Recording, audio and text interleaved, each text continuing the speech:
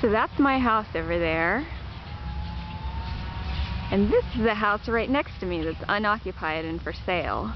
And they just trimmed up the trees today. And if you come over this way and take a look at them, do you think they waited a little bit too long to trim them? I mean, look at that mound. That's about the size of the house. What makes me mad about this is, why did they leave those limbs that are hanging over my lawn?